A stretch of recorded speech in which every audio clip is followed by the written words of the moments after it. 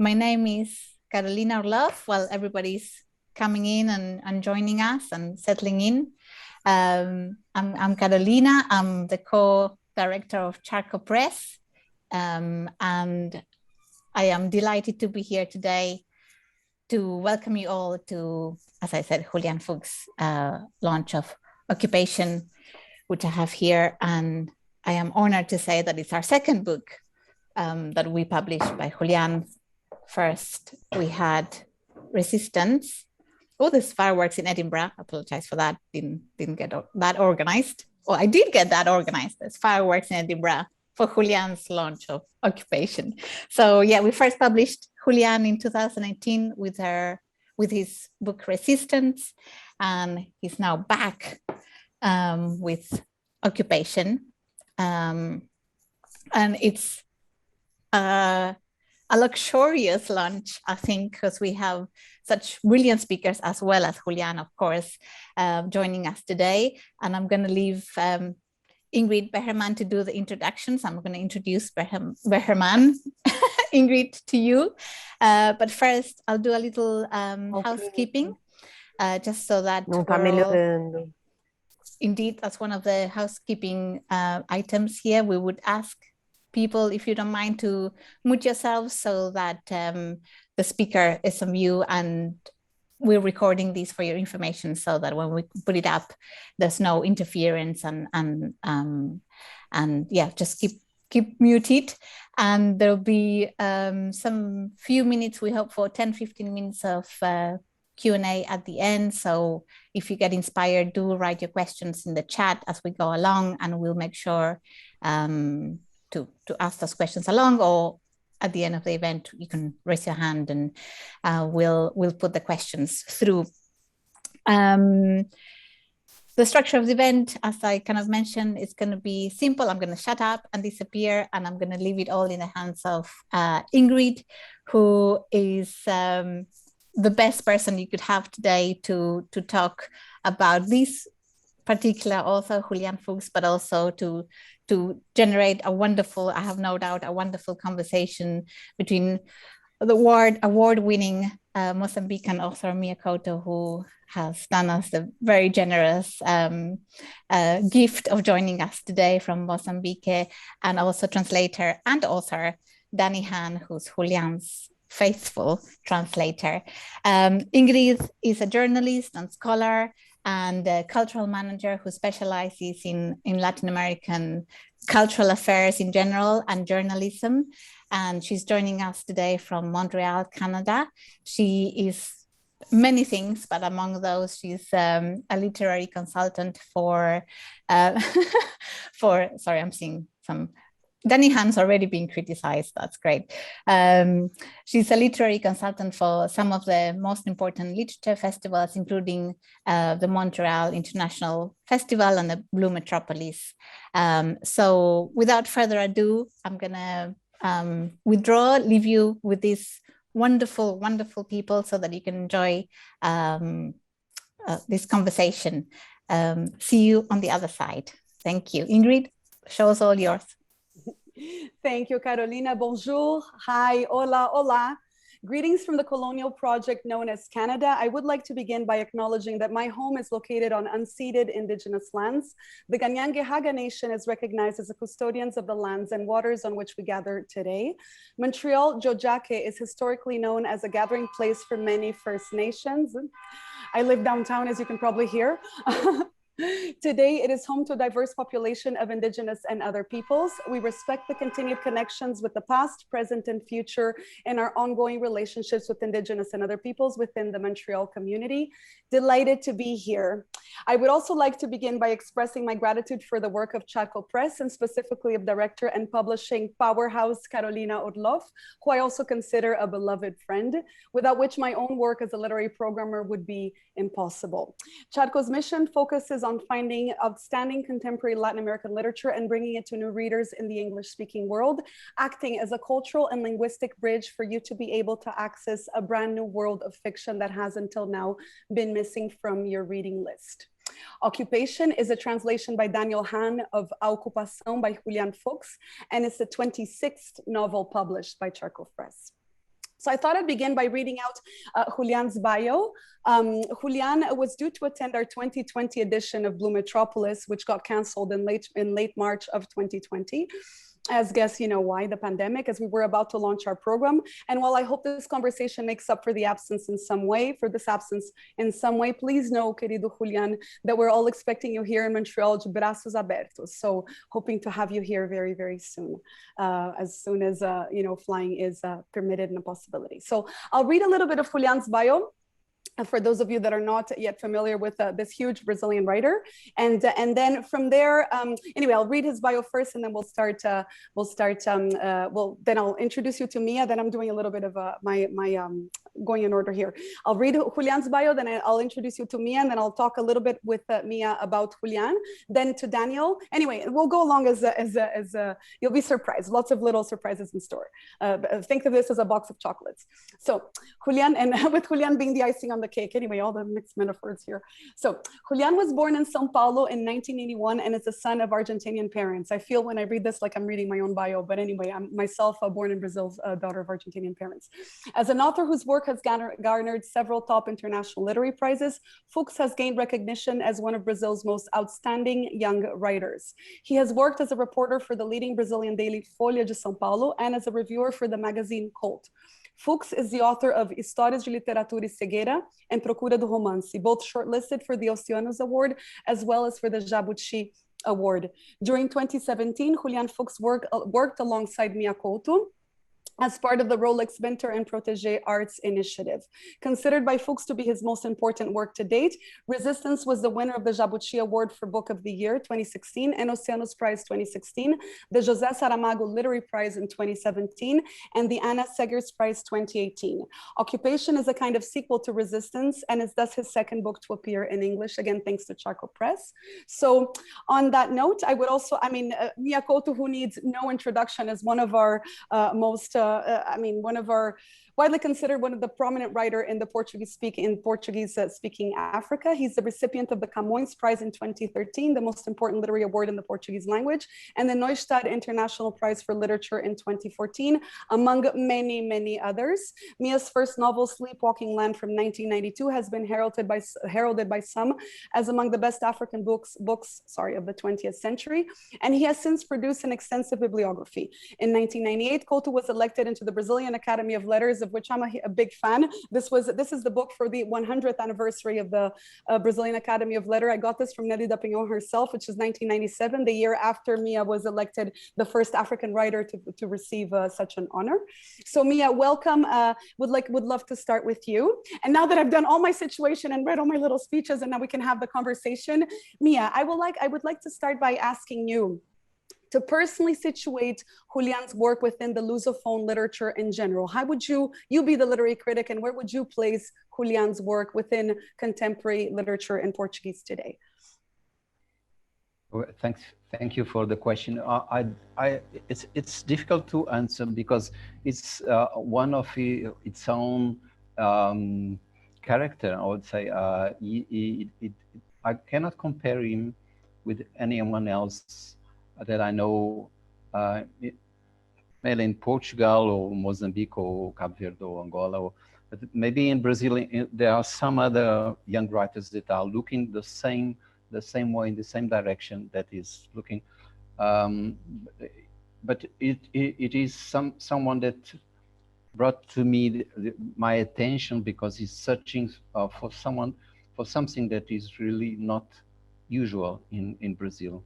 You know, there was a big heritage of this literature that links Brazil with something magic, something that is known by Guimarães Rosa or the regionalistas or the other, the Jorge Amado, is bringing a new light from an urban area for someone that is looking for his own place, someone that doesn't fit, which is very rare in Brazil.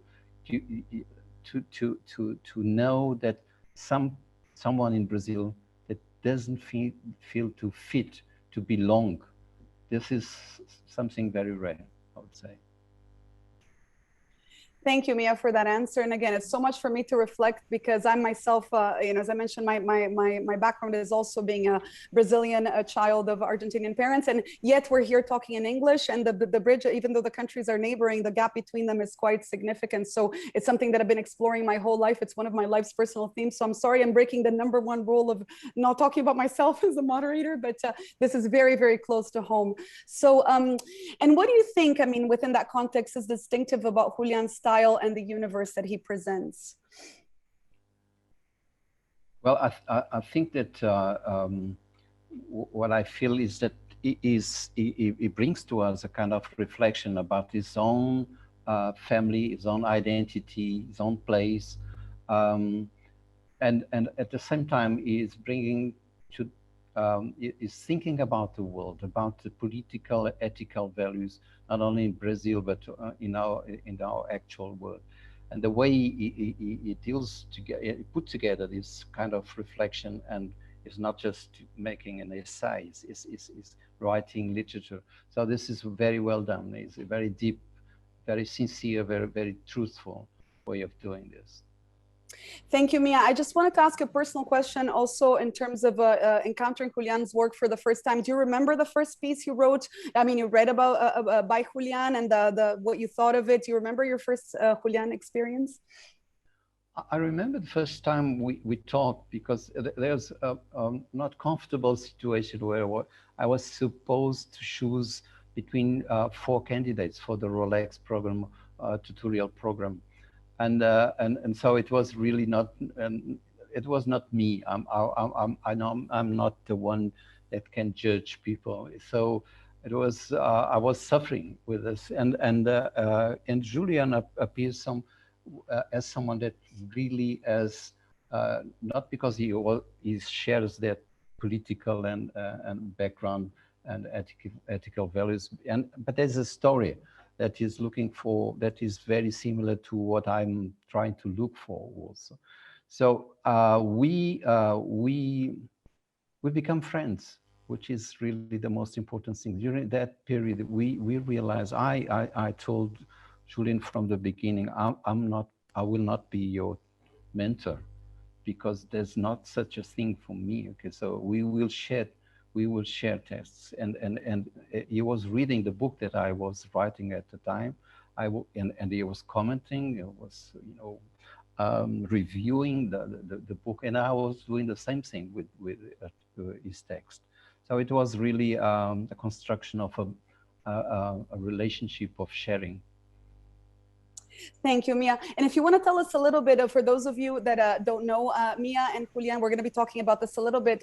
This conversation is also in part, the context of this conversation is the Rolex Mentor and Protege program, of which Julian and Mia were a part of. So this is what Mia is referring to. And you've mentioned within this this program, and this is I'm quoting you directly. You said that you are driven, your writing is driven by beauty and a passion for characters which are far away from you. While in Julian's case, he is the character. He thinks before he dreams, you know, you mentioned. So how did these differences play out in your roles as mentor and protege?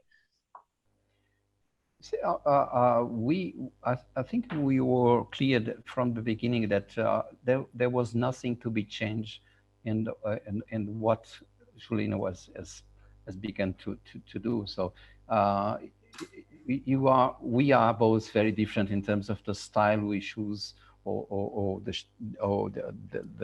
you know, the way that I want to explore language, characters, stories, short stories, and for me, what Julian was confessing in the beginning is that he had some difficulties to find these characters, to find the stories of others. But I don't think he has that difficulty. He has just a different way of doing this, okay? Because when he speaks about his own story, he's not speaking about himself. He's speaking about, you know, the family, the society, the others. So it's just a different way to do the same thing. Thank you, Mia. What do you think of the term auto-fiction? Do you think it applies? I mean, how do you think this category in general? What do you have to say about that, the term auto-fiction as a genre? Well, you see, each one of us has a world of characters inside him or herself. So there's always, even if you speak about, you know, your personal environment, you're speaking about, if you do the right way, you're speaking about a lot of different persons, a lot of different identities that are trying to combine to fit each other, to each other. So I think there's not such a difference for me. Thank you, Mia. And again, going back a little bit, let's talk about the Portuguese language. And now that we mentioned the ABL, the Brazilian Academy of Letters. Though you both speak the same language, I mean, it's different. The Brazilian Portuguese and the Mozambican Portuguese, and even within the Brazilian Portuguese, is such a varied. I mean, it's it's so many different variations. So you've also said that there's a sense of, there's both a familiarity and a sense of foreignness. Could you please elaborate a little bit on this relationship with the language? I mean, I mentioned this because it's such a classic Montreal question. The Hispanic community here, one of the most fun things that we have is laughing at each other's expressions and local usages, because all of us come from Argentina, Spain, Mexico, and it's Spanish is such a varied language. I'd love to hear a little bit about that, how that plays out in your relationship with Julian, and the way that you speak and the way that you work together. You see, in Mozambique, the language is not the same thing, is not filled as something that we can compare with Brazil or Portugal, because the most part of the Mozambicans, it's not my case, okay, but I'm a minority in Mozambique. The most part of Mozambicans have the Portuguese language as the second language. And most part of people know how to speak 3 or 4 different Bantu language with the roots in Africa. So it's a very open way of filling the languages as a way of finding identity, because I understand that my identity should be also brought in question, because I'm confusing myself now. Okay, because I'm very open to what is happening in Brazil in terms of the Brazilian, let's say, variant of the Portuguese, because Brazil took so much from Africa in the way, it's not just way of speak, the way of use the body to speak, the way of filling time or filling what is personal, what is private. All this come also from Africa. So I think we are very comfortable and very approach to what is the language of the main language of the Brazil now. Very close. Thank you, Mia. In fact, I mean, part of, as we were doing the logistics for the event, when Mia was asking, we were trying to figure out the time zone. And in my head, it's always very hard to imagine that Africa is in the time zone of Europe, because I feel it's the time zone of Brazil. In my head, yes. It was so bizarre. I mean, every single time I'm like, when I'm Gonçalo Tavares also, it's like, I think, no, wait a second, why is it European time and not Brazilian time? Because in my head, the content is just an extension of Brazil to me, Angola and Mozambique. And I know the south of my country very well, and Bahia, the north, but there's regions of my country that I've never visited, that I've never been to. But in my imaginary, Angola and Mozambique are on the west side. It's in my construction, and I feel that that's such it's such a privilege to have that richness, that you come together that you both come together in sharing that African heritage that both languages have within the Portuguese structure, which I think is so, as I mentioned, so privileged. So now I would like to talk a little bit to Daniel Hahn, and introduce Daniel, a stellar translator, and also among many things, I'll read Dan's bio so that the readers who aren't familiar with his work can see, like, where did I put it here? Let me see, I have to scroll back here. So Daniel Hahn is a writer, editor, and translator with about 70 books to his name. Recent translations include Plague Diary by Gonçalo M. Tavares, as we mentioned, and I Don't Expect Anyone to Believe Me by Juan Pablo Villalobos, and in co-translation, the memoir of football manager Arsène Wenger. His work has won the International Dublin Literary Award and the Independent Foreign Fiction Prize, and been shortlisted for the Man Booker International Prize, among many others. He's a a past chair of the UK Writers Union, the Society of Authors, and the Translators Association. Daniel, it's a pleasure to meet you and to have you here. So I would like to start with the same question, also, how do you personally situate Julian's work within Lusophone literature as a literary translator, having translated all these huge names?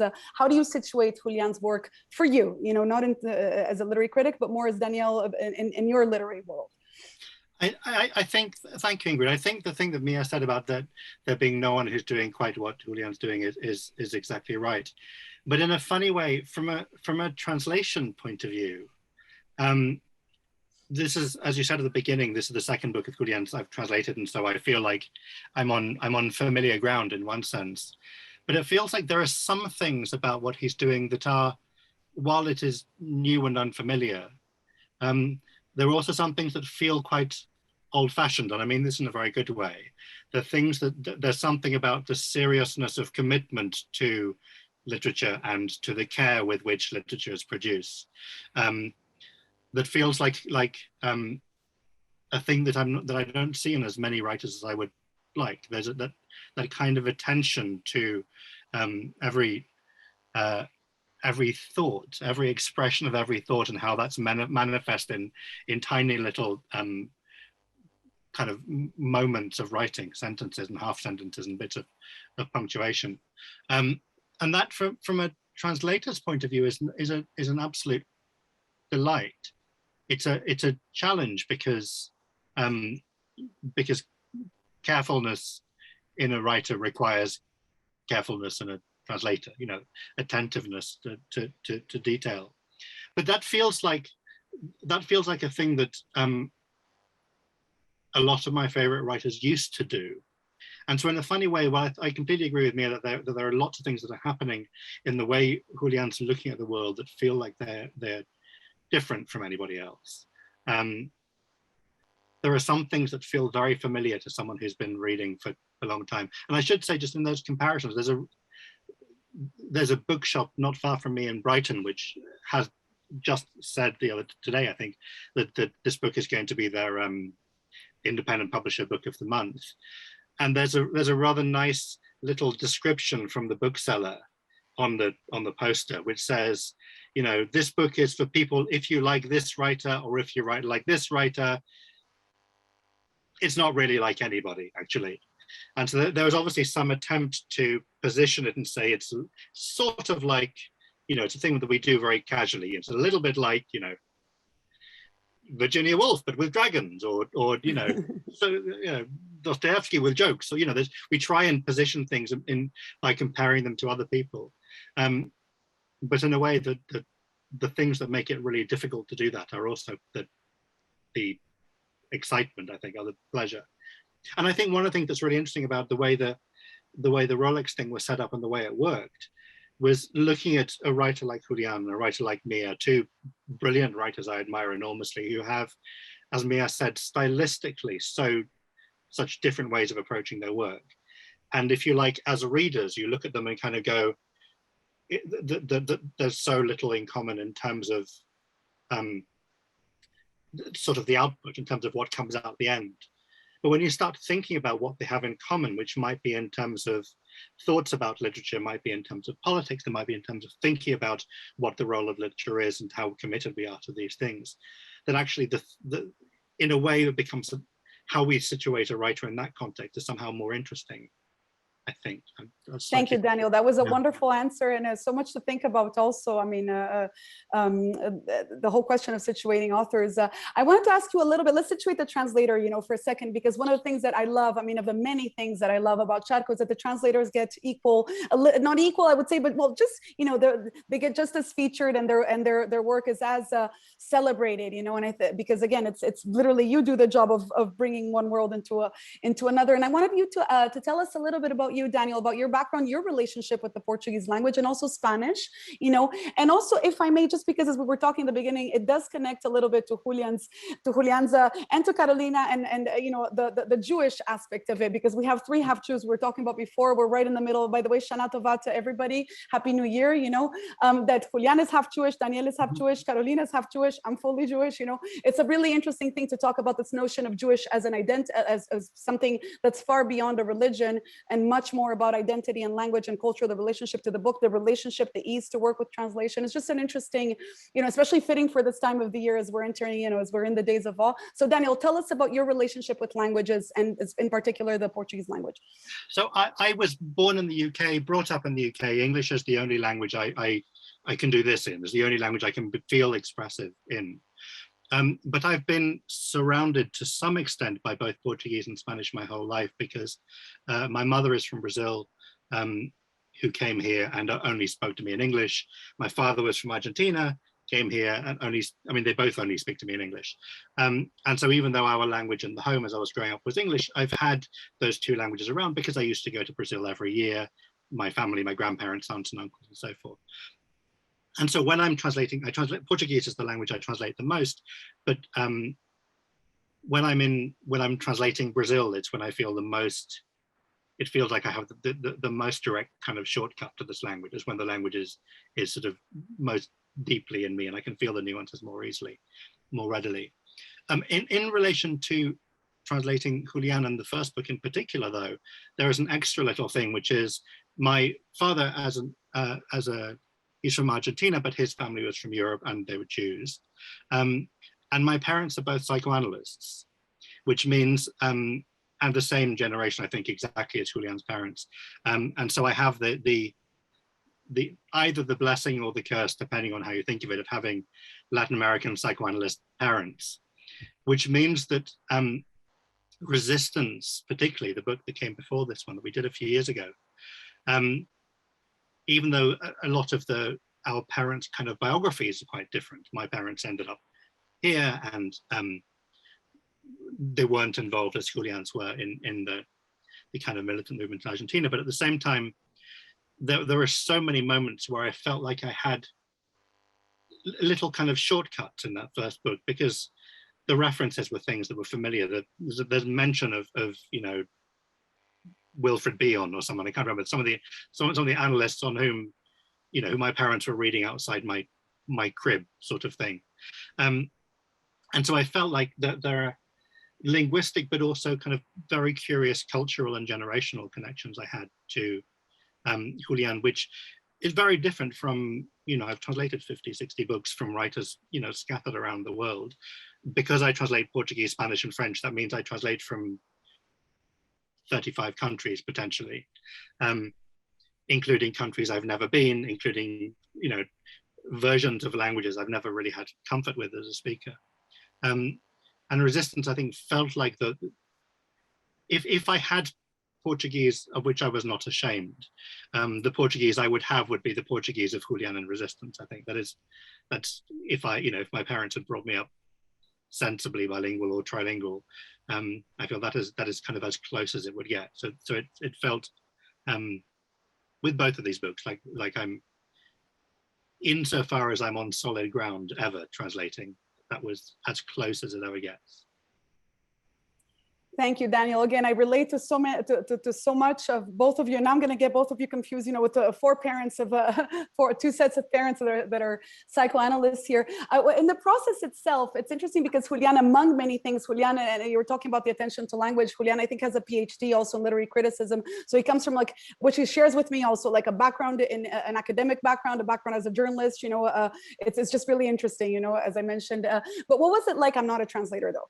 I have translated though, but the way that you say, Daniel, that you wouldn't speak in Portuguese, I don't dare to call myself a translator. I find that this work is so, it's almost mystic, I mean, it's again, creating another, one world from another, And I wanted to mention that what was it like to translate, to work with Julian, who's also a translator, when you're translating the work of someone who is familiar with that process? What was that experience for you to talk to him, again, as you're touching his language, working with his language, but knowing that he fully understands what that process entails, right? It was horrible. I mean, every moment every email was monstrous. I mean, it was almost unbearable.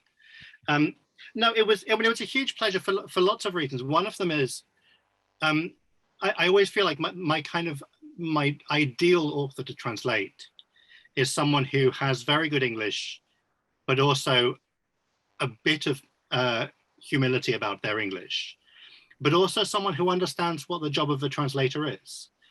And sometimes you have the good fortune to be working with someone like Julian, who understands this because he's done a lot of it himself.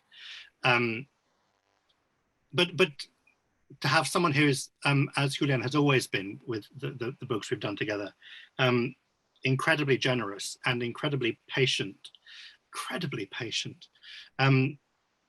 but also I think willing to engage on matters of incredibly small detail. Because in one sense, someone who writes so carefully should be easy to translate because he gives you everything you need. You know, if there is a syllable there, it's there for a reason. If it's this word rather than that word, it's always there for a reason. But at the same time, there are so many moments where, when I'm doing the translation, I kind of feel slightly unsure about, not about what he's doing, but about what I'm doing. And having an author who, in fact, for both these books, he didn't simply answer questions. He read, the entire draft patiently and commented and suggested and that sort of thing. But doing that in exactly the right spirit, which is to say, generously rather than controllingly, which most writers are lovely. I'll say that on the record, most writers are lovely. But there are degrees of generosity and degrees to which writers, I think, feel comfortable sharing. This is Julian's book, but he, as far as I know, has not objected to my name being on the cover and my name being on the title page and me choosing all of these words on his behalf. So yeah, I'm very lucky. Not every translator is this lucky. Well, Daniel, I think it's very deserved. Also, you did a wonderful, wonderful job, if I may say. I read it in English and I read the PDF, which I don't like. So Carolina normally sends me the book, but I didn't get I haven't received this one on time again because it's just being launched right now. So, what were the challenges? I mean, the particular challenges of translating both resistance and occupation. Tell us about the challenges, like moments that you thought that come to mind that you would like to share with us that were challenging in the process. In some senses, they were both quite difficult, except that the benefit of the second one was that I had already done the first one. And there is an evenness that stretches across the two books, even though some of the questions they're asking are different and some of the aspects of the world to which they're reaching are slightly different. The voice feels like we're still hearing the same person, and you're privy to those attempts, the voice's attempts to reach those things. And so the second book felt in some ways easier because I felt like there was already Julián Fuks in English. It's like, the first half of the book had been done, I was now doing the second, or the first third of the trilogy, and this was the middle one or whatever. And so even though I did still have to ask Julian things to do with specific meaning, there were issues of, what you've written, I'm not sure whether I should go this way or that way. Things like the rhythm of it, things like the register of it, I don't think we changed very much of that at the point at which he and I were kind of going back and forth towards the end. There are always going to be difficulties when you're working with a writer who is incredibly careful. And there will be difficulties because my Portuguese is imperfect. My comprehension is I hope, getting better, but nonetheless imperfect. But those things feel like they can be mitigated by having a writer who will patiently answer 800 emails from you. But having that sense of, those things like getting a sense of the shape of a sentence and the sense of how things get punctuated and where the breaths come, how a thought develops. Having translated that first book, and having done things like doing a lot of reading, public readings from that first book, meant that there was already sort of a voice in my ear in English, kind of ready to go for occupation. And is that something that you work on when you're doing a novel, that you also, because I know writers, I mean, obviously novelists, they find one of the main challenges is to find that voice or that melody for the novel. You do that as well in translation? I mean, you find that there's that rhythm that you have to find, that melody, that internal music, or Yeah, totally. I mean, I think for a lot of writers that the meaning is not the most important thing that they are trying to convey. And often clarity is not the most important thing they're trying to convey. There are a number of dimensions in which any word operates, let alone any 40,000 word book. And what you're looking for is how to produce a piece of writing that does the same thing to the reader that the piece of writing that this other person produced did. And that is partly about meaning, but it's about cadence, and it's about what the flavor of the words is, and it's about where you breathe and things, and you're often kind of jostling between these different priorities, but especially if you're talking about a writer who this novel is not designed in the optimal way for conveying data. It's designed in the optimal way for creating an effect, which is emotional and intellectual and experiential and lots of other things. But that's not done just with meaning. That's done with breath and word choice and commas and stuff. Yeah, commas sometimes. I loved that in the very first chapter, you left the word cachaça in Portuguese. I thought it was so, I mean, for me personally, it was so nice to read that you didn't translate it. I mean, if someone doesn't know what cachaça is, would have to go and look it up, but details like that, I thought it added so much Brazilianness to it, even though I was reading it in English. It's these choices. Anyway, this is my own personal moment. I mean, it's right from the get-go, but I thought it was lovely. Danny, I'm going to ask you to read now. Actually, now I'm going to introduce Julián. And then I'm going to ask Julian to read a chapter. He's going to be reading chapter 5. Occupation is composed of 41 small little chapters that can be read in one sitting, kind of like a poem in a way, and which is one of the many lovely things about this book. So I'm going to ask him. I'm going to introduce Julian, and I'm going to ask him to read his passage, and then this chapter 5 in Portuguese, and then Daniel will read it. We'll hear it in Julian's voice, and then in Portuguese, and then Daniel's in English. So let me introduce Julian. I'll pull out his. Actually, I've already introduced Julian. No, I actually can't remember. I have in the beginning. Sorry, again, this is pandemic moment. I'm like, have I done this before? I apologize for everyone, but I've been preparing all morning, and sometimes you forget. I mean, in the pandemic, it's one of the things that happen. I think it's important to acknowledge, especially because again, we have the children of mental health practitioners in the room, that are very sensitive to issues of mental health and isolation. Sometimes you don't remember what you did in your head and what's actually happening. So, without much further ado, Julian, if you could please read for us. Chapter 5. Por favor, seja bem-vindo. If I can say a few words, just it's a very moving moment for me. It's a very touching moment, and it's a pleasure to be here in silence, listening to all of you. So I could remain in silence for a lot longer, but now I have to, of course, thank all of you for being here and for doing this for me and for having done everything else that you did. Daniel Hahn, Mia Couto, Caro from Charco, Ingrid, you that I met today. So it's really a privilege to be with you this afternoon here in Brazil. I won't say more for now. I will read the part that Danny chose, and I feel it's interesting to see how this other perspective on the novel seems to arise when someone chooses a part of a book to read. So I'll read this chapter 5. Para nós, terá sido naquela noite indistinta de primavera o princípio da esperança ou o princípio do fim? Caminhávamos também dessa vez rumo ao centro, Não imagino que estivéssemos de mãos dadas, não entrecruzávamos olhares. O vento talvez soprasse em nossos cabelos algum resquício do inverno, possivelmente o último. Ela não me deteve com a palma da mão no antebraço, acho que não alterou em nada o ritmo dos passos, não esperou que chegássemos a alguma esquina em particular. A gente precisa decidir, ela disse, com sua voz firme, tão estável.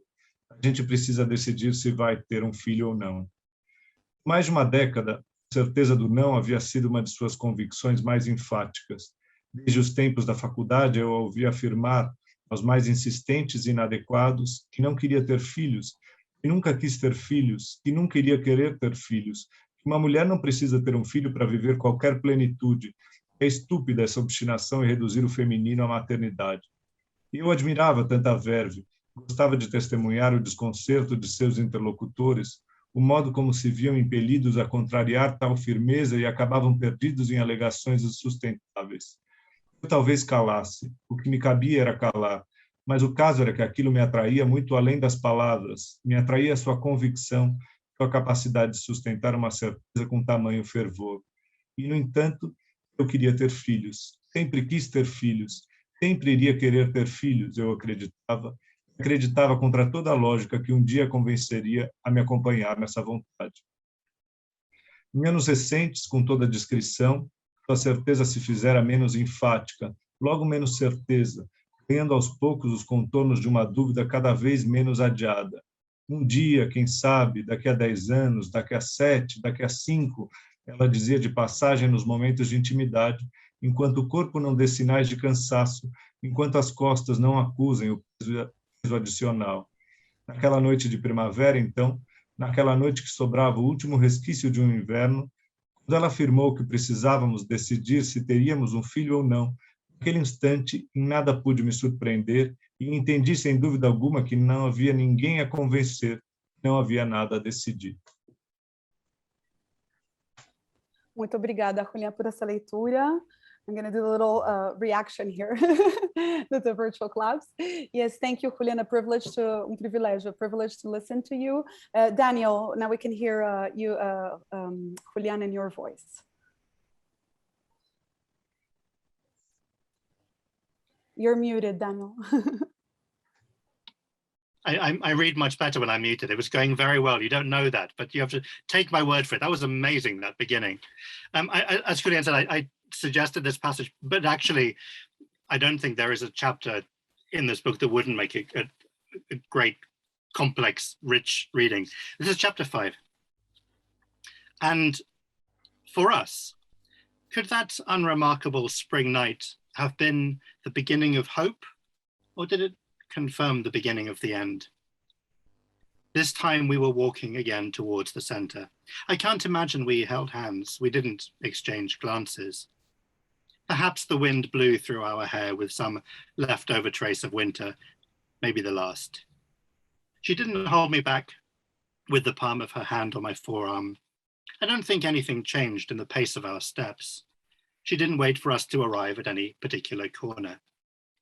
We need to decide, she said, her voice firm and so stable. We need to decide if we're having a child or not. For more than a decade, the certainty of that not had been one of her most emphatic convictions. Ever since university, I had heard her assert to those who were most insistent and inappropriate that she didn't want children. She'd never wanted children. She was never going to want children, that a woman didn't need to have a child to experience any kind of completeness, and how stupid it was, this stubborn reduction of the feminine to maternity. I admired that verve. I liked witnessing her interlocutors' unease, the way they felt compelled to contradict such firmness, and ended up getting lost in claims they couldn't sustain. I might have kept quiet. It was expected of me that I keep quiet. But the truth is that I was drawn to much more than those words. I was drawn to her conviction, to her ability to maintain the certainty with such fervor. And yet I wanted children. I'd always wanted children. I was always going to want children, I believed, and I believed, contrary to all logic, that one day I would convince her to join me in that desire. In recent years, with the greatest discretion, her certainty had begun to grow less emphatic, then less certain, gradually taking on the outlines of an ever more deferred doubt. One day, who knows, maybe 10 years from now, or 7, or 5, she'd say in passing at moments of intimacy, while her body showed no indication of tiredness, while her back revealed no sign of the extra weight. On that spring night, then, on that night when the wind blew with the last remaining trace of winter, when she stated that we needed to decide if we were going to have a child or not. At that moment, I could not be in any way surprised, and I understood without a shadow of a doubt that there was no one to convince. There was nothing to decide. Thank you so much, Daniel. Yeah, like I'm going to thank you so much for that wonderful reading, and again to hear in your voice, very, very, very touching. So now, to talk to Julián a little bit about his book. So go back to the first chapter again with the decision of the word, of including the word cachaça, precisely because there is a character in the novel who is asking for help he's in a wheelchair. I mean, as the novel starts, and he's asking to be taken somewhere, and then he has to stop to have a bit of to have another shot of cachaça. He's already very visibly intoxicated, and Julián writes, and at this point, that it was, I mean, he has this whole, him and his partner, as they're walking, they have this whole moment of trying to figure out, should we get, the cachaça, I mean, the moral aspect of drinking, like in the morality informing the decision, and mentioning that it was obvious that this man must live a life of unimaginable pain, personal, familial pain, physical or spiritual pain that deserved to be diluted in as much alcohol as possible. This, Julián, is not so much the view of let's say, the voters of Bolsonaro, the people that are not as compassionate, or even here in Canada, where we have, I mean, Montreal is a place where you walk around and you see a lot of people talking to themselves on the street. All the First Nations mostly are alcoholized as well, So I think this is an urban phenomenon of being drunk and disenfranchised, and again, don't want to use the word drunk, the numbing. I mean, this description is just so perfect. Julián, how did you come to have that compassion, or where does that inform you? Because again, that is not the mainstream view of, or most people wouldn't see it like that, how and your decision to start with this image. Please tell us a little bit about that. Now it's my time to answer to your difficult questions, Ingrid. Thank you to all of you for doing that before me. I think the book, from the beginning, after, Mia said that I was used to writing about myself and my story, my personal story. And when I wrote Resistance, was the second one after writing Procura do Romance, which was a book written almost centrally about myself. And then Resistance was kind of about myself, but also my brother and my parents. And I decided I needed to write about something that was farther away, like as if I was writing in concentric circles, getting farther and farther away from myself. And this was something that I spoke to Mia a lot about from the beginning. I wanted his help to do that. I wanted to get farther away from myself and get closer to others. When I began this book, it was called The Eyes of Others. I appreciated and I admired a lot the way that Mia did this in his literature, the way that he was able to not only to describe these others, but to grasp their voices and to represent them in a very unique and authentic way. And I thought I wasn't able to do that. It wasn't my vocation to do that as a writer, but I needed to write that. So The Eyes of Others was about this sometimes meaningless encounters between people in the streets, when you cross with someone and talk just a few scarce sentences, but they mean a lot. They tend to sometimes they express a lot of their situation and about our situation as humanity. And I had that first episode, that first sequence that I wanted to write about, and it's almost separated from the rest of it, but I think it echoes during the entire novel, so it stayed as first chapter. This was very simple. This was what happens everywhere in every city with poverty and that people are in need and they ask you for things, and in this exact moment you are kind of caught in a dilemma, what to do. You help, how do you help?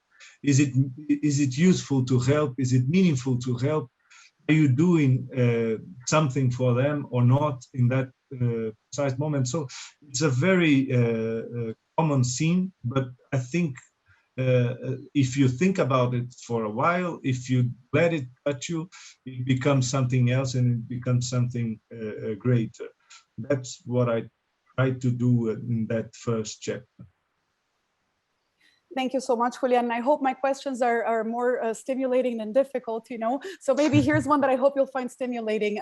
Probably a question that you've been asked multiple times, but again, the obviousness of having two parents that work in psychoanalysis, and parents that were actually, if you want to tell us a little bit of why they had to leave Argentina, precisely because of the work that they were doing in the mental health area. They weren't necessarily militants. They were, the question here has more to do with approaches to, now I'm sounding like I should have signed Foucault to this class, but or to this panel, but the mental health aspect of it. So if you want to tell us, share with us a little bit how that informed your perception or your ability to see the others from having that, you know, that language, that psychoanalytic language being present at home and in the practice of your parents.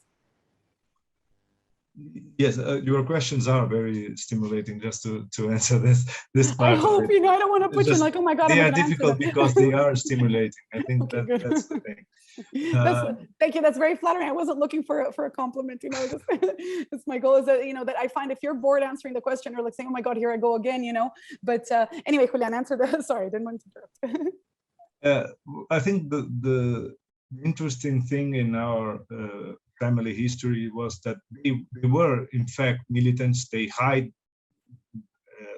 militancy from us, from the children during decades, but they were militants. And even though they had this political action, they also were expelled from Argentina and went into exile, not because of that, as you mentioned, but because of their professional work as psychoanalysts. They worked in a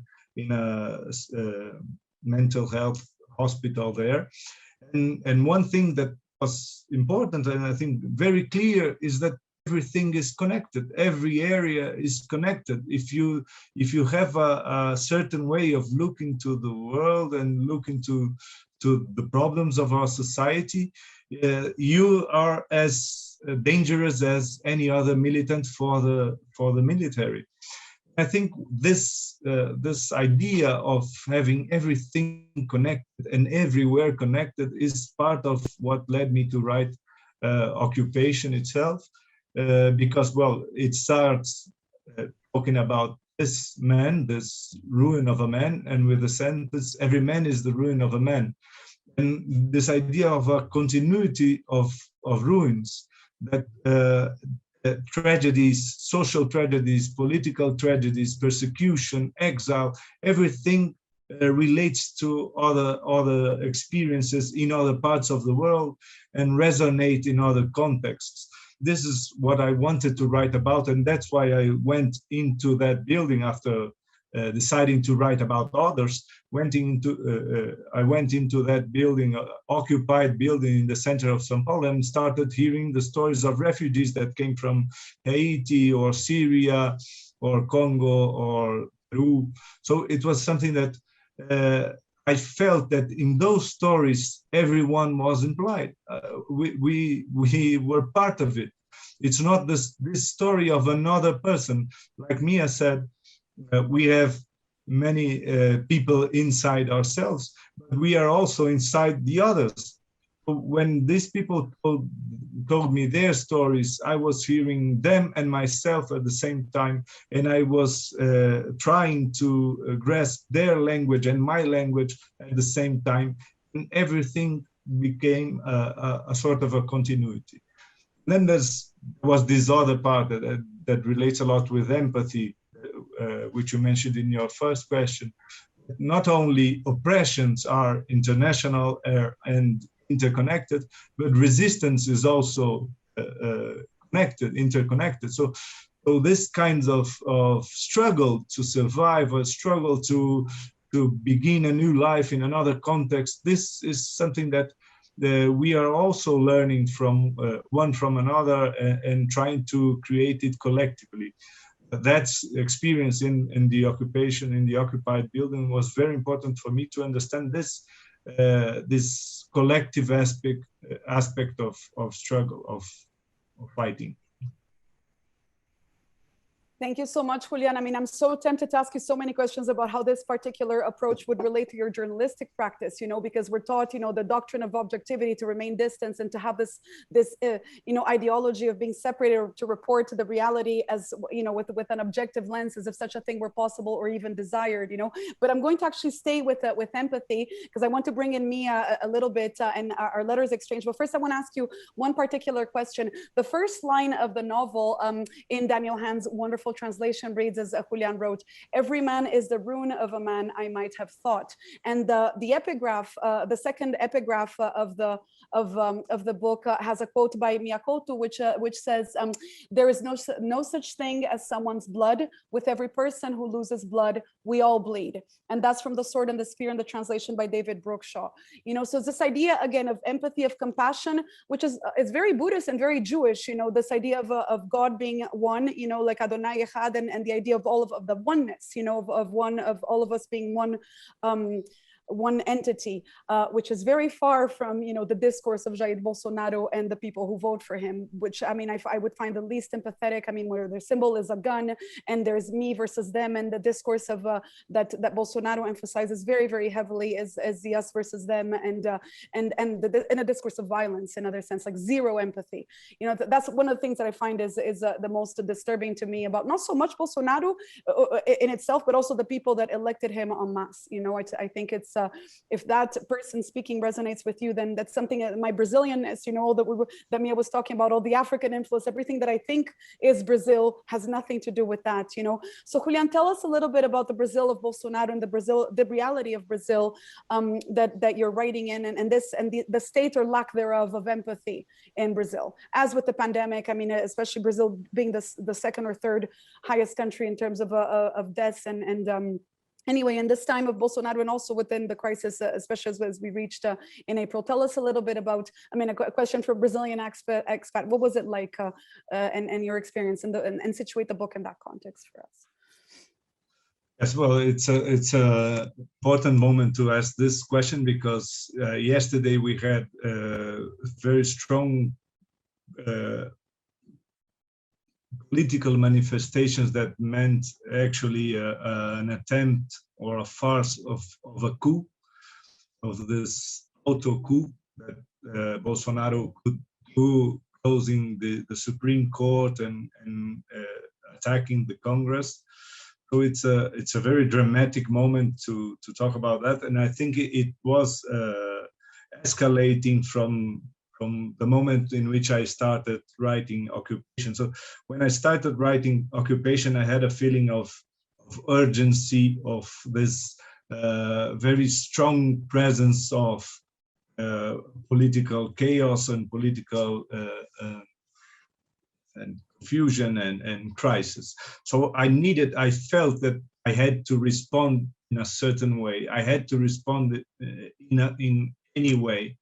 And while I was writing it, I felt, I discovered actually that I was writing what could be called occupied literature. I started calling it occupied literature, because occupying was, well, as we see all over the world, the most emphatic act political act, the most transforming political act, as we saw in the Arab Spring or in Wall Street and in many other places. So occupying streets, occupying squares, occupying abandoned buildings or official buildings was something that led to changes, to social changes everywhere, was leading to social changes everywhere.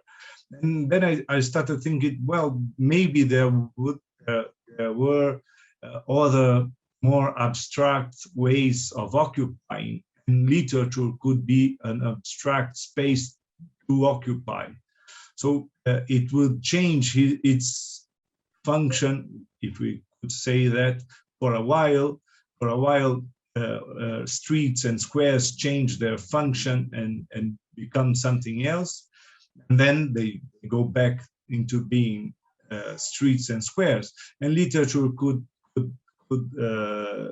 pass through the same experience. So we could transform literature into something else in these urgent times. It could be expressive of something else, of this sort of response to the present and to the crisis, to the ruins of our civilization and to the ruins of our country. So that's what I tried to do. Not what I tried, but what I discovered I was trying to do. And it was very interesting that Mia brought this in a very literal way, in a very more direct way, in the part that he wrote of the book, of the novel, because we exchanged those letters, and I wanted Mia to occupy my book with his text. And that's something important too, because every time I felt I was, we talked a lot about that. And Danny expressed it very well. I control too much in my writing. I try to control everything. I try to control every word and every comma and everything. And Mia wanted to loosen myself more. And that was a challenge, because I wanted these other voices to be part of it. And for them to occupy my book, I had to farther away from myself, as I said before. And Mia was the moment. Of course, I trusted Mia entirely, and that was easy to do. So Mia would write a part of my book, but in that part, I wouldn't have any control, and I wouldn't have any power. He would write whatever he wanted, and it was very interesting what he did, because, well, it is a beautiful chapter, the most beautiful one in the entire novel. I say it without any doubt. And he brought it to the present. He mentioned the things that I was talking about in a more subtle way. He mentioned it directly in a very strong, powerful, and beautiful way. Thank you. Thank you so much, Julian. This is perfect. And now is a perfect moment, I think, and I will finish my part here, just because, again, in pandemic times, and it's for some reason, again, the time just flees. I mean, for me, this went by very, very fast, and I want to leave room for a Q&A from the audience. So to expedite things, we'll have Mia, if you could read, just to mention to the readers or to the public here, there's an exchange between Julian's character / Julian and Mia, like a letter writing exchange, which is such a pleasure to read in the book, because you just feel, first of all, I personally love correspondence as a genre, and this is so lovely to have at the end, to see this exchange. It's like, because they're talking about writing, and they're talking about the difficulties and anyway, my description will never do it justice. I'd like you to experience that. So think that we have Mia and Julian to read. So I'd like, Mia, if you could please read the part from your letter, a little excerpt from your letter that appears in Julian's book, and then Julian, if you could read your response afterwards, and I'll close off my portion, let the audience ask questions. I have many more questions here that I wanted to ask, but we'll finish my part with that. So Mia, por favor. Okay, so I just read the last 4 or 5 paragraphs of my letter, and sorry for my English. Okay, my dear friend Julian, to write these lines, I have returned to one of those places filled with calm and time, where we used to sit to talk about stories, characters, and literature. On those days, I didn't get the chance to tell you something that I carry with me with the same care with which our ancestors kept a small fire to ward off the dark and the cold. I was born and lived my first 20 years in a time of fascist dictatorship. My childhood and adolescence were shaped by a cruel regime, one in which fascism and colonialism fed each other. Blacks had a set time when they could move about the city. Women lived under house arrest. The poor were only human when they were object of compassion. My father was arrested by the fascist police and then tossed into unemployment. Whenever he returned from being questioned, all he would bring back to us was news of the birds he had seen along the way. He never delivered a moan, an insult, any mention of those who humiliated him. Perhaps this restraint didn't require any heroic effort. My father was, in one sense, a privileged man, white in a colonial nation, a journalist in an illiterate land, a poet in a time of ashes. Other people, the great majority, were truly disinherited, and the profession they had was always smaller than the race into which they were born. Not once, however, did my father make use of any of these involuntary privileges. The only weapon he drew on for protection was poetry. So powerful was this weapon that it justified him, a peaceful and reserved man, being a cause for fear in those who created fear. And it was just this poetic feeling for the world that gave him the strength on his return home to erase the recent humiliation and deliver to us merely his usual awkward smile. And then, along with that smile, a made-up account of the birds he had seen along the way. Dictators in those days were gloomy and unspeaking. They fed off the silence they impose upon life. Today's dictators are noisy parrots. They talk loudly so they can't hear themselves. And by doing so, they can lie again when they need to deny something later. They want to be greater than the regime they lay where they lay their heads. The fact is this, my dear friend, the world that is born from your books is much greater than the political circumstances surrounding us.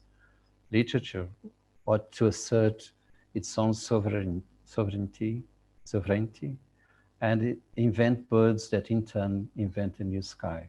And the writer should declare this, even if he's surrounded and threatened, he will travel down paths that are not stained with the moral poverty and the daily imbecility of the rulers of the day. Your book says exactly this in a way that is firm and serene, that literature will remain beyond any occupation, and as happened before with your resistance. Mia Couto, to you, Julian. Thank you, Mia. Thank you so much. Julian, if you want to read your response, and then we'll open, Carolina, I'll leave you the floor so that you can manage the Q&A. Could I maybe ask Danny to read it, because I think it would make more sense to better. read it Danny, in English, and he reads a lot better than me. Sure. Even in Portuguese, he reads a lot better than me. So no, Daniel's an amazing reader. He did a great job. Maybe if you could read from page 123, perhaps you can't recognize the smiling fellow. Yeah. Okay. Perhaps you can't recognize the smiling fellow I was back then in these pessimistic words. This is a time for few smiles in this country. And these are days when so many people's dismay infects us. There is one character I have not mentioned here, who at first sight may seem secondary, but who at this moment occupies my entire existence, albeit discreetly. surreptitious. Preta was arrested. She's been detained for several months now on some vague anonymous accusation, some convenient lie. Preta is being detained because her name means black, because she has that huge hair. She's the one who says as much. I just watched an interview she gave in prison. I watched it several times in a row, and now I've realized that I haven't remotely done her justice in my narrative, that she doesn't have animated, happy eyes. Her lowered, damp eyes are among the saddest I've ever seen. I'm not talking about the eyes of others anymore. No man is a man if he isn't all of humanity. It was you who wrote that. When I first read those words of yours, so true, the raison d'être of almost all literature, I thought that I too could be all of humanity if I wrote with sincerity and justice. Literature, and that's the chimera, could restore some of the humanity we have lost. Don't so many of your books prove that? But justice doesn't exist anywhere, it would seem. All I can feel today is that Preta is all of humanity, and she has been detained. She spent 3 days hungry and thirsty in a dark dungeon, hearing the worst possible insults. That woman would not be a woman if she weren't all of humanity, right? But why aren't we crying with her? And yet, how strong that woman is, how she believes in the imminence of a new day, in the freedom that is her right, that is the inalienable right of humanity. Eyes can do more than weep, voices can do more than tell stories. Preta sings at the end of the interview, and her singing is beautiful in a way that's hard to put into words. It's a high-pitched voice, a voice that totally floods the room, that spills out from there to cover the whole ruin. And then once again, I can see meaning to this effort of mine. Not because my writing can have the same potency, it won't do that, condemned as it is to seriousness and paleness, but because it's always necessary to make the attempt. That's what I understand when I look at Preta, even if it's only to fail again, and in that failure, to survive. Perhaps I'm not very good company right now. I silence these anxieties in time to hear you, to allow your customary humanity to cover the silence I'm holding out to you here. In your page, in your words, perhaps I will be able to find myself, as I have found myself in your pages so many times before.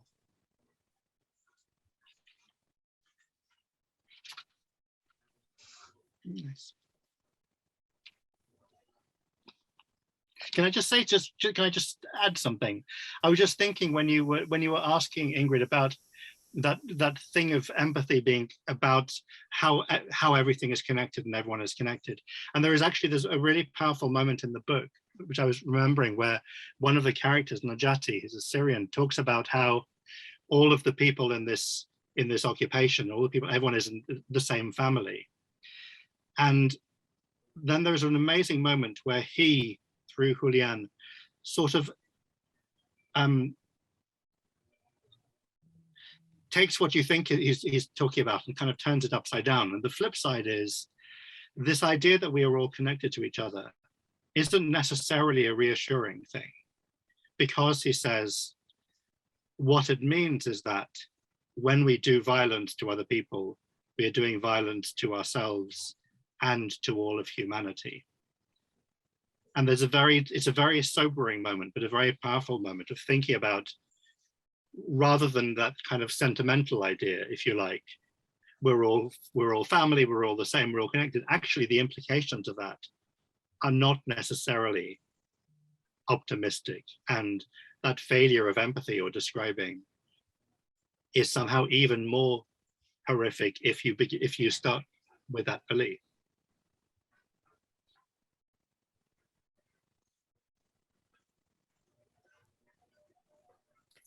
Thank you, thank you all. I'm going to jump in. And sorry, I just don't want to respond because there's so much to Yes. elaborate. I couldn't agree more with Daniel, but I would like to leave but that's an amazing observation. It's exactly where we're getting at. I mean, by hurting others, we're hurting ourselves, you know, like it's ultimately, again, it's all connected, you know, but that's also why in the first paragraph, the first chapter of the book touched me so much, because there's this idea of self-harm and self-destruction implied, this idea of numbing the pain, and the beautiful line that this despair to like numb something, the beautiful last two lines of the fourth paragraph of the second page, you know, or the first paragraph of the second page, that's so that you feel that pain because that person is hurting, and it's hurting in us, you know, and precisely, it's not so much in the mystical oneness, you know, overall one, but rather the complex, the more complex part of hurting each other and hurting ourselves and hurting the other. But anyway, thank you, Daniel. That was a beautiful observation in which you articulated much better than I did. Carolina. No, I just wanted to give the chance to everybody who's still here with us, if they want to take the opportunity to ask a question to Julian or to Danny, Mia, or even Ingrid, please feel free. I should try and see everybody in case someone raises their hand instead of putting a question in the chat. Otherwise, I'm going to jump on. Does anyone have questions? The rule is if you don't ask questions, we start asking you questions. There we go. So consider not me, yourself just warned. you, the plural. Don't ask me questions. Oh, Alison. Yeah, if you want to unmute yourself and ask a question. Hello. Good evening, I think, everybody. Thank you. I've loved it so far. It's been a lovely event. I have a question for Julian about his book. So, because Julian, you mentioned this idea that you write, or that you want to write in occupied literature.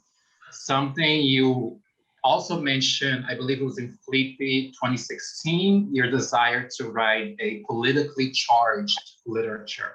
I don't think at that moment you used the word occupied, but that kind of relates you or puts you in a tradition within at least Brazilian literature of writers who have also wanted to write this politically charged work that also wanted to write about others, right? So we're thinking about Brazilian modernism, Romance 30, maybe even Clarice Lispector, Hora da Estrela. I'm not quite sure the title translation to English. But I would like to ask you about this idea, and the idea that one of the characters says to Sebastián in the novel, where I believe it was Preta, but I may be incorrect, where she says, if you're going to write about us, put more than pain in the work. Because I think when like Hora da Estrela, the Romance 30, there's a lot of pain. I think it's fair to say that writers mostly looked at the pain and the trauma that these people are going through.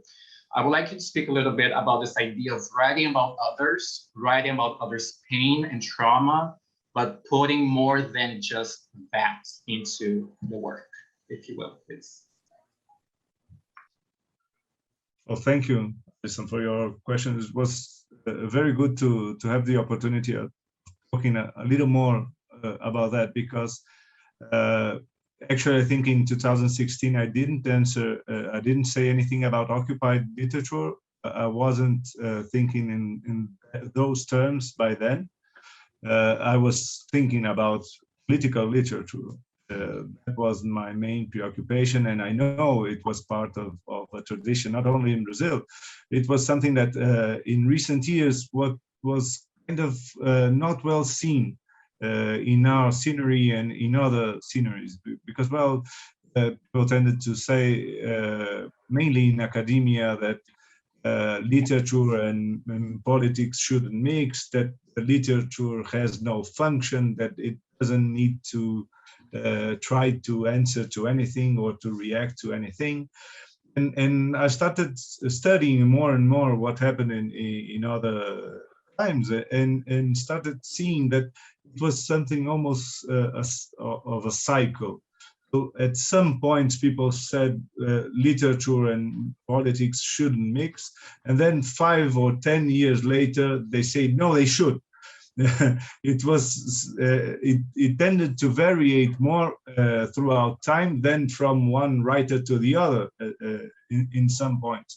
So you have this a very important discussion between Sartre and Adorno, which talked exactly about that. But Sartre wrote "What is Literature?"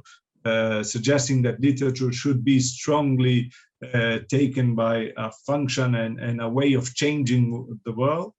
And in 1948, and Adorno answered him in 1962. So it was a different context, and he said, no, literature has its own use, it's something else. And I thought there's maybe something here. Things go changing, and there's a moment to write political literature, literature that answers to all this urgency and to all this crisis. And then we'll go back to everything, to everything else. And your question is important because I myself feel I'm changing again.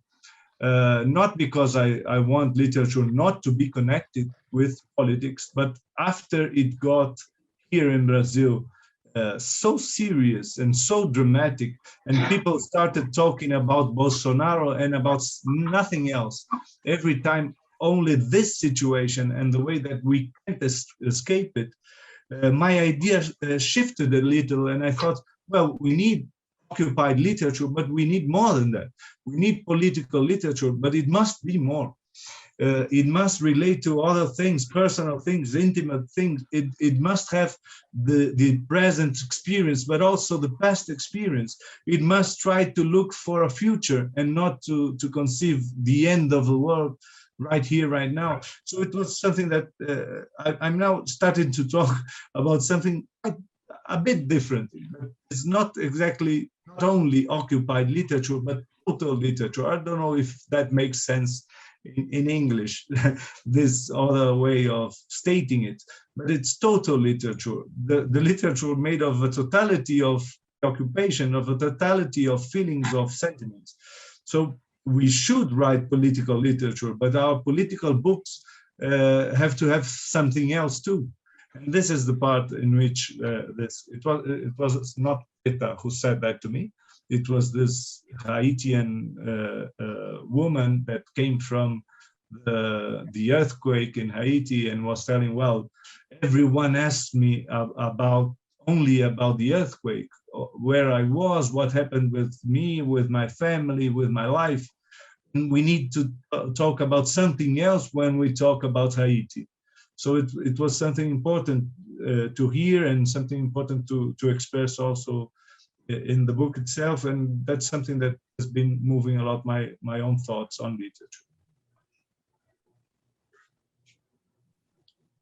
Thank you, Julián, and thank you, Alison, for that amazing question.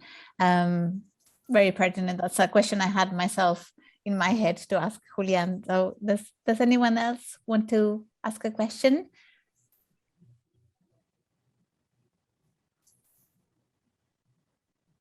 Question for Dani? Did you read the book before translating Ocupação? Excuse my Portuguese.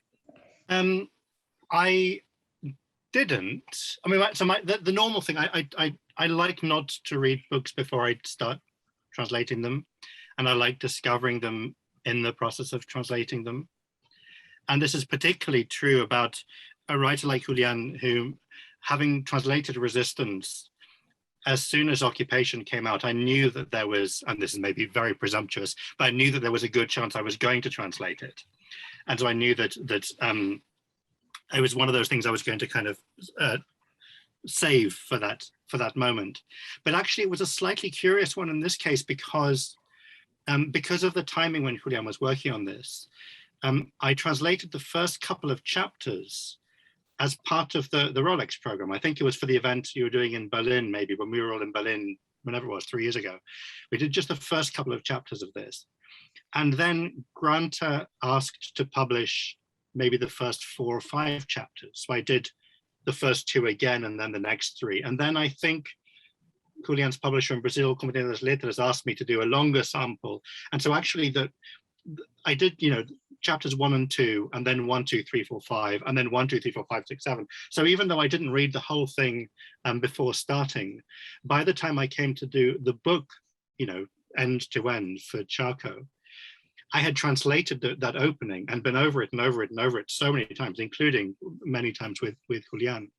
So I felt like there are some parts of it that I knew, you know, as well as I know any writing from the beginning of that book. But I had, so, you know, that first chapter, every man is the ruin of a man, I might have thought. That sentence I've had in my head for 3 years now. But I didn't know where it was going. And so it was a particular joy knowing that opening so well, then to discover the book as I was translating it. And so, for example, I didn't know that there was going to be a letter from Mia until I turned the page and then there was a letter from Mia. You know, this is my discovery as a translator is very much like a reader's discovery. I knew that Julian had written a letter to Mia in the book, but it never occurred to me that Mia was going to be allowed back into the book to respond. And so my experience was this sort of wonderful discovery of something which is a little bit like the reading process. Of course, you know, when you do your draft and then you go back, you know, drafting it 99 other times, having read it. But for me, that the first draft is so often about the pleasure of the first draft is so often about discovering what a writer is engaged in. I love that part of it.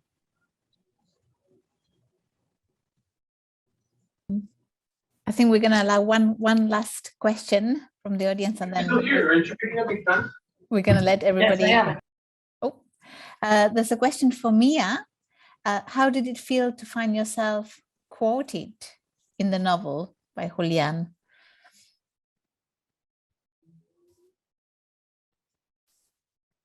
If Mia's there. Sorry, okay. Now, at the same time, I feel surprised, okay, and honored, but in a way that comes from a relationship. We spent together months working. Julian working his own book. I was working in another book, a trilogy, and we have been together in an island, for instance, for three weeks or something like this. Then I visited Julian in Brazil. Julian came to Mozambique. So it was a long process of doing things together. And Julian was already working in these first 3 chapters or 2 chapters. I can't remember well. Okay, but so there was something there already. Fantastic. Thank you. Thank you. What Mia isn't saying is that during this long time in which we met, I only had almost 2 or 3 or 4 chapters and not more than that. And he was writing in the meantime his trilogy on the history of Mozambique with 1,000 pages. And then, well, what we had the most to do in those times was reading his work, and I was learning a lot about on his process, and it was amazing for me, but I wasn't presenting much to him. I think I was in fact in a sort of a crisis again, together with Brazil during this time, and trying to develop these other parts of the novel. And that's why it took so long, Danny, for you to write more than that. The way it was very important for me to be in dialogue with Mia during this time, rethinking everything I thought about literature and how I was supposed to write. This is every time very important for me to find a reason, an authentic reason, and pertinent reason to continue writing, when many times I see myself in trouble on what I should tell, what story is relevant enough. So it was for me amazing to have Mia as a friend during this time, and being able to discuss all this and not just giving up. Thank you, Julian. I learn a lot from you also. Okay.